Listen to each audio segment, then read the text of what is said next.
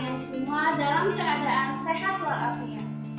Sebelum kita memulai pembelajaran kita hari ini, alangkah baiknya kita berdoa terlebih dahulu. Berdoa dimulai. Berdoa selesai. Anak-anak, pada pertemuan kita kali ini kita akan belajar tematik tema 2, subtema 2, pembelajaran 5 dan 6. Namun sebelum Ibu bahas materi hari ini, Ibu akan menyampaikan tujuan pembelajaran kita terlebih dahulu. Tujuan pembelajaran kita hari ini, yang pertama adalah siswa dapat mengetahui etika saat bertamu. Yang kedua, siswa dapat mengetahui perubahan wujud benda. Dan yang ketiga, siswa dapat mengamati skema perkalian. Nah, anak-anak, setelah kalian mengetahui tujuan pembelajaran kita hari ini, mari kita simak bersama-sama pembahasan materi tema 2, subtema 2, pembelajaran 5 dan 6 berikut ini. Anak-anak, hari ini kita akan belajar tentang etika saat bertamu. Di sini ada sebuah teks, mari kita baca bersama-sama. Melanie siang itu bersiap-siap untuk mengunjungi Rasti, teman baiknya. Melanie akan membuat tugas yang diberikan oleh Bu Mirna. Bersama Rasti, Melanie akan membahas tentang peraturan-peraturan yang harus dijalankan jika hendak bertamu ke rumah teman. Mereka membahas sejenak dan berselancar di internet. Mereka menemukan dan meringkas satu artikel menarik tentang aturan-aturan bertamu di rumah orang. Nah, jadi saat ini Melanie sedang berkunjung ke rumah Rasti untuk membuat tugas yang telah diberikan oleh Bu Mirna tentang aturan-aturan saat bertamu ke rumah teman. Nah, anak-anak, di sini ada etika saat bertamu yang sudah dibahas oleh Melanie dan juga oleh Rasti. Yang pertama, jika sempat, sebaiknya beritahu dulu lewat telepon bila ingin bertamu. Yang kedua, bila telah berjanji datang jam sekian, maka usahakan untuk tepat waktu. Yang ketiga, bersabarlah sampai ada yang datang membukakan pintu. Yang keempat, ucapkan salam bila bertemu penghuni rumah. Yang kelima, sedekat apapun hubungan tamu dengan penghuni rumah, namanya bertamu harus ingat waktu. Kemudian yang keenam, selama bertamu jangan memegang barang-barang yang ada di kediaman rumah tersebut. Yang ketujuh, bersikaplah sopan selama bertamu, terutama bila baru berkenalan.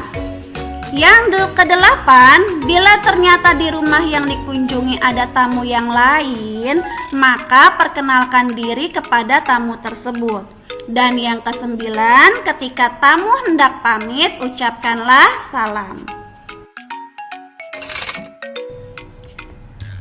Nah, anak-anak, tadi kita sudah mengetahui beberapa etika saat bertamu. Kemudian di sini kita juga akan mengamati tentang ketidakpatutan saat bertamu. Jadi ini adalah hal-hal yang tidak boleh dilakukan ketika kalian bertamu. Yang pertama adalah membuat gaduh atau sampai lari-lari di rumah tersebut. Yang kedua, mengetuk pintu dengan berteriak, ya. Jadi kalian mengetuk pintu sambil memanggil atau memberikan salam dengan cara berteriak. Kemudian selanjutnya, duduk tidak dengan sopan, ya. Di situ duduknya sembarangan, tidak sopan, tidak teratur, ya. Itu tidak boleh. Dan yang terakhir, berteriak-berteriak di rumah kediaman atau di rumah tersebut. Ini adalah hal yang tidak boleh dilakukan ketika kalian bertamu di rumah orang. Selanjutnya kita akan mengetahui tentang perubahan wujud pada benda. Kita baca dulu ya. Setiap benda dapat berubah wujud menjadi gas, padat maupun cair.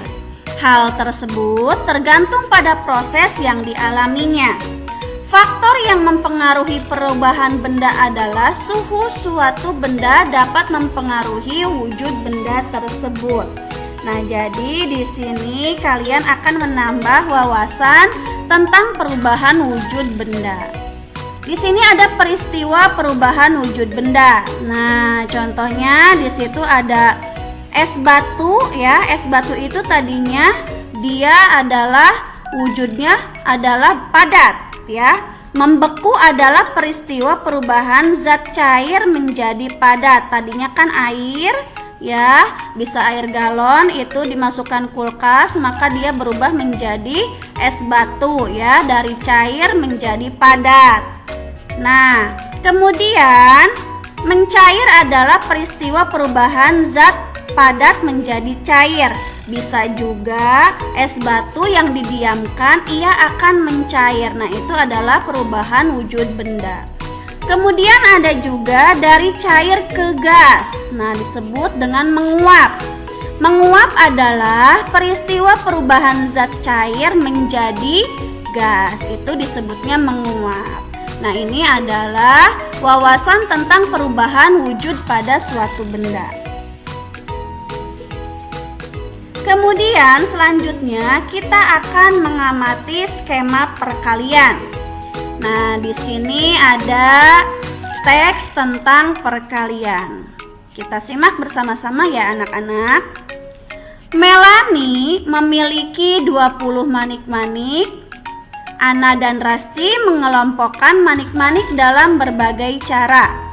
Perhatikan skema berikut ini. Nah, di sini ada skema tentang perkalian. Jadi tadi pertama Melani mempunyai 20 manik-manik. Nah, 20 manik-manik ini kita bisa membuat skemanya seperti ini ya. Jadi 20 ini adalah hasil perkalian yang diperoleh dari beberapa cara mengalikan. Nah, di sini ada caranya yang menghasilkan hasilnya menjadi 20. Yang pertama 10 kali 2. Nah, 10 kali 2 adalah 20. Kemudian bisa juga 2 kali 10, hasilnya tetap sama yaitu 20. Kemudian ada cara lain juga yaitu 5 dikali 4. 5 dikali 4 sama dengan 20.